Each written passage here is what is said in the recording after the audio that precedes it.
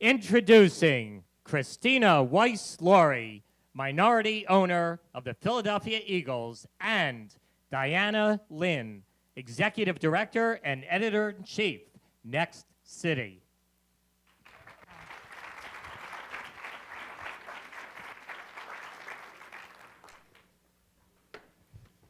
Good morning. So, we were just having a great conversation backstage, talking about how busy you are and a lot of the different projects that you're working on. And it strikes me that you're the co-owner of the Eagles, you are a philanthropist and a filmmaker, focused also on environmental and sustainability issues. So these are a lot of different types of occupations, and I'm curious to know what's the thread that links all these different aspects of your personality together. Good morning. Whoa. All right, that woke everybody up, including me. So Diana, thanks for having this conversation with me this morning. I guess the three areas that I'm primarily focused on are philanthropy, film, and the Eagles. And where I can sort of overlap and intertwine them, I do that. So philanthropy is definitely plays an important role in my life. And when Jeffrey and I bought the team in 1994, we decided to make that, part of the organization. So we founded Eagles Youth Partnership in the following year with a focus on underprivileged youth in the greater Philadelphia region. And we focused on health and education because, the kids are the most vulnerable in those aspects. And, with our signature programs, the iMobile, the Bookmobile, the Playground Bill, we could reach over 50,000 kids a year. And, for me, seeing how vulnerable these kids are, but at the same time knowing that because of the Eagles players, we could really reach them because it's, players are the heroes for these kids. We knew we could make a big difference. And then, having this, the football team and being able to make for that entire organization philanthropy as a priority was a really important thing for me. Because there's nothing better than to see the entire organization go into the community, work with an elementary school, take over a playground, transform it from the inside and out, and see the excitement on the kids' faces and their joy, and know that you've played a tiny, tiny, tiny role in creating a safe place for them to dream and be kids. So for me, there was that overlap, philanthropy and the Eagles, that worked great. And then there was my film platform. And especially with documentaries, you could choose subjects that you really cared about or that came my way and I thought could make a difference. And hope that viewers, felt the same way that I did. And then a couple of years ago, there was an absolute overlap in the three areas. So I executive produced a documentary called A Place at the Table. I don't know if any of you have seen it, but its focus is on the link between obesity and hunger.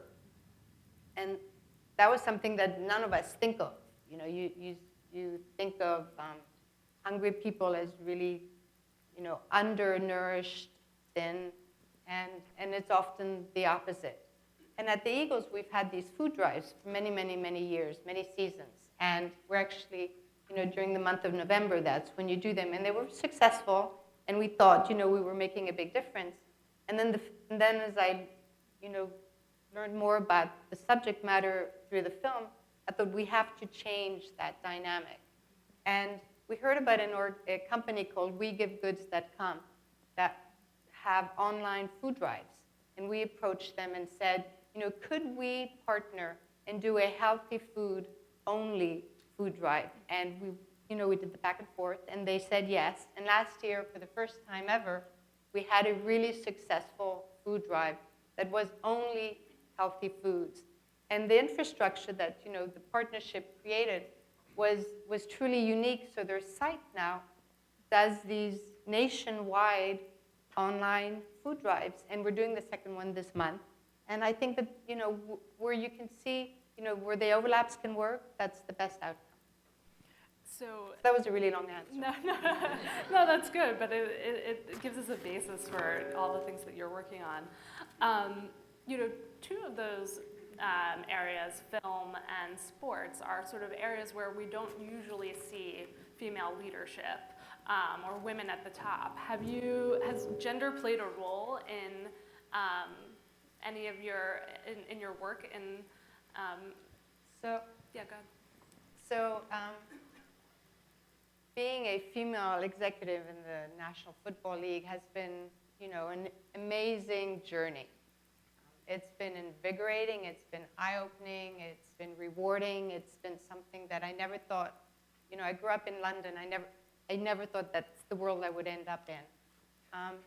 But I was lucky having Jeffrey Lurie as my partner when we first started, because he felt he had the same goals I did, which was to make sure that we had a workplace environment where it didn't matter whether you were a man or a woman, and it didn't matter where you came from. And we actually have many female execs in top positions at the Eagles, and I'm really proud of that. At the same time, I'm totally aware that the 4.8% of female CEOs in the top 500 companies, is a horrendous number. But I didn't grow up thinking about this glass ceiling. Maybe it was willful ignorance, but never thought about it, whether it was in football or whether it was in film. In film, you want to choose the best story possible and hope that, it doesn't matter whether you're a female producer or a male producer. It's the story that counts and how you make the film. And in terms of the football team, as I said, having grown up in London, I loved soccer. I knew nothing about the NFL. And so when I came here and I wanted to be part of the team, I wasn't going to be involved in who are we going to draft next or who are we going to sign for in free agency. Those were not the areas that I was going to focus on. But I also knew my strengths, and I knew that I wanted to create a culture where we had great platforms to push tackling breast cancer, for example, or go down the environmental road and with Go Green. And I had strong design sense. So I was very involved with the stadium and our practice facility. And, I wanted to be, we live in Philadelphia, which is an incredible sports city. And you want to be, give back to the community. And so we started Eagles Youth Partnership. So I knew those were my strengths. So the female aspect just never came to be. I just ignored it and just went about doing what I felt I was good at. And I think that that's a really important thing for women is, find your passion and just don't think of the limitations and just follow your dreams and the limitations will go by the wayside. So you mentioned that Philly is such a great sports city, and it definitely is.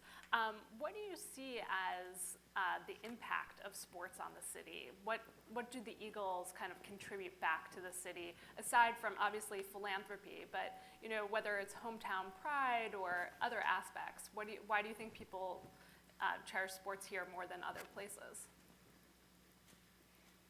Philadelphia is our home, it's our city, and the fans are absolutely incredible.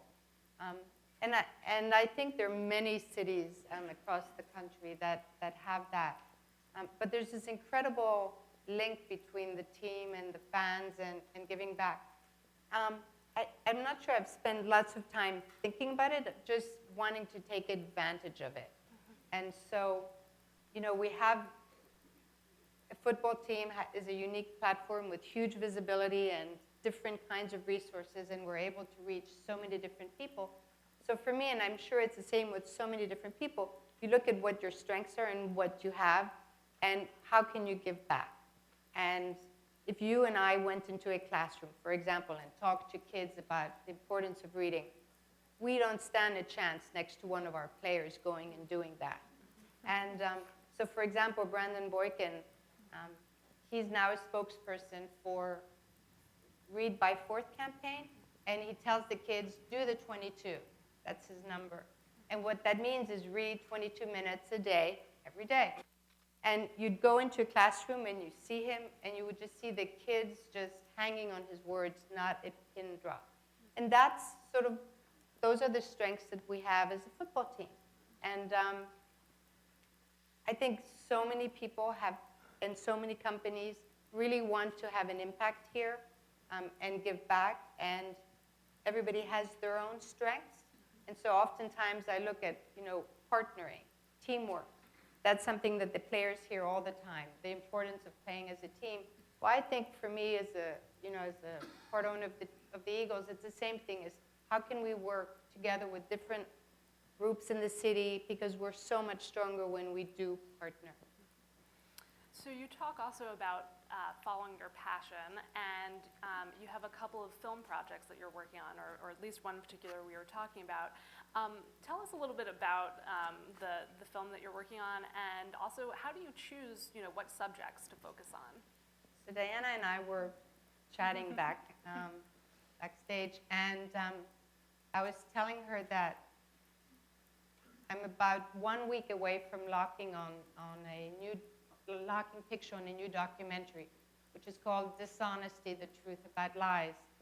And the director of that documentary was my producing partner on Innocente, which won an Oscar a couple of years ago. And this is her first directorial debut.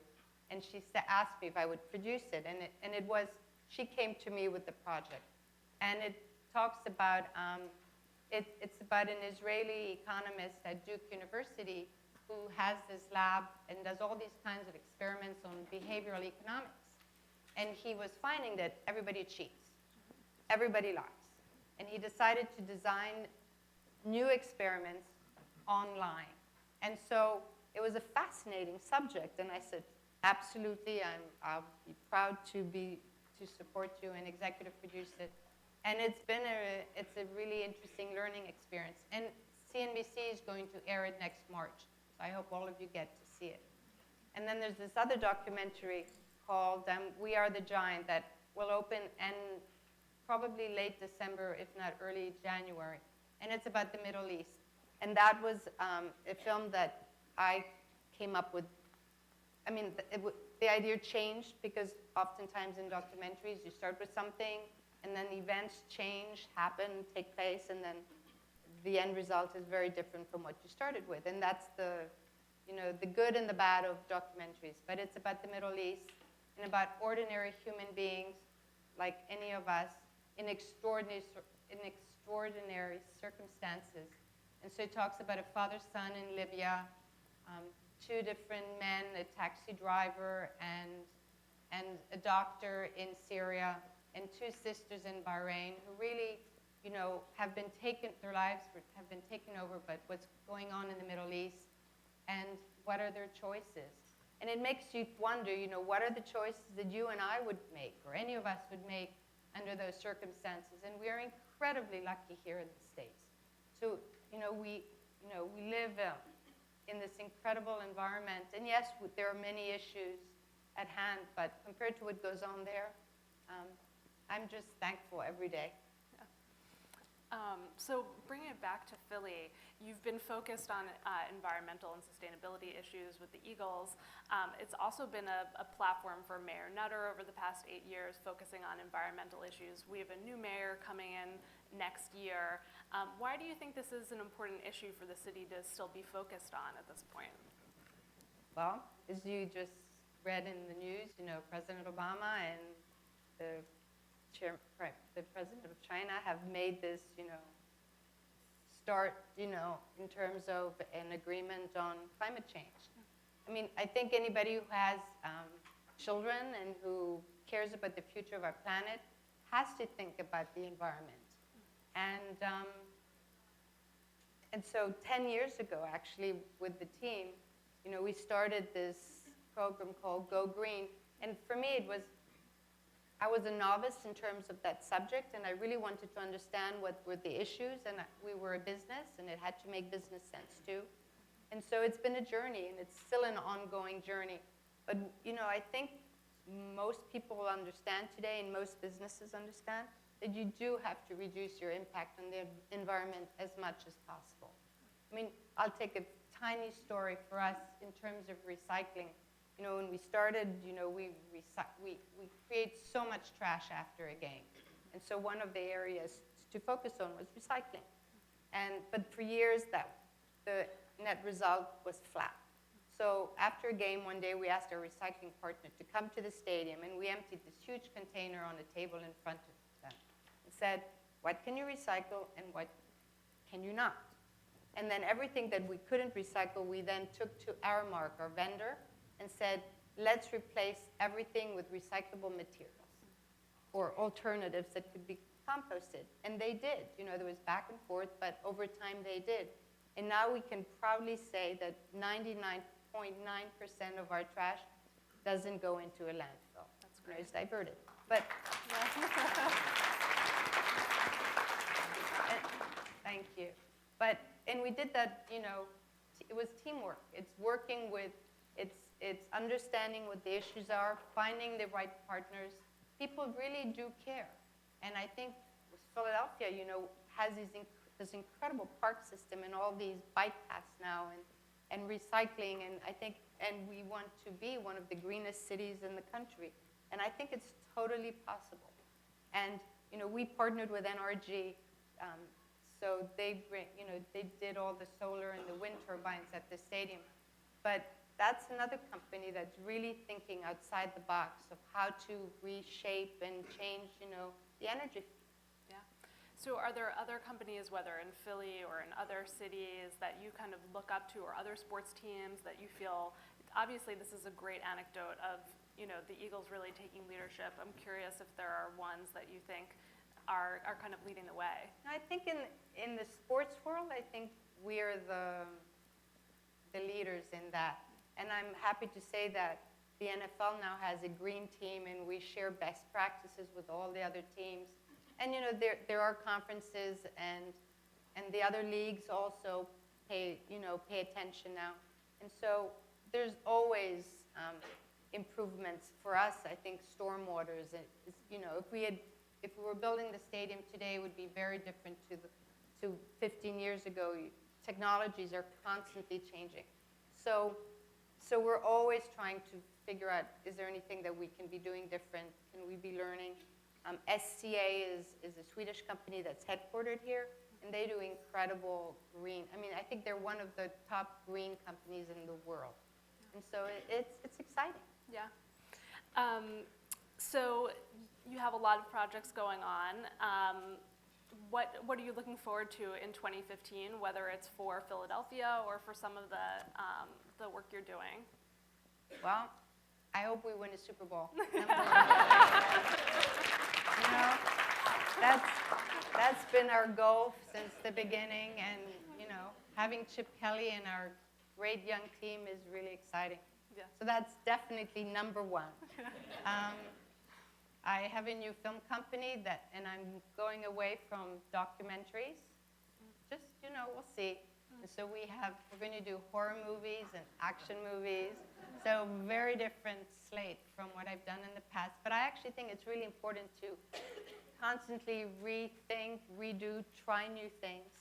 I'm going to be doing a movie on Veuve Clicquot. She was the Champagne widow in late 19th century, and one of the reasons I'm drawn to that subject is because she was probably one of the first women who created this global brand.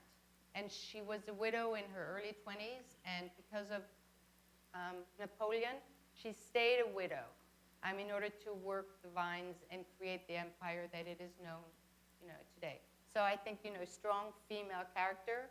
Rachel Weisz is going to play Veuve Clicquot. I'm really excited. Yeah. So we'll see. That's great. This weekend it's going to be a cold game. Any predictions for? I won't even try to predict, but you know, Aaron Rodgers is an incredible quarterback. He's great. You know, there's nothing better than to play the Green Bay Packers. Lambeau Field is an icon in football, and we're excited. But I think we're really proud of our team this year. Great. Thank you so much, Christina. This has been a great conversation. Thank you very much. Thank you very much.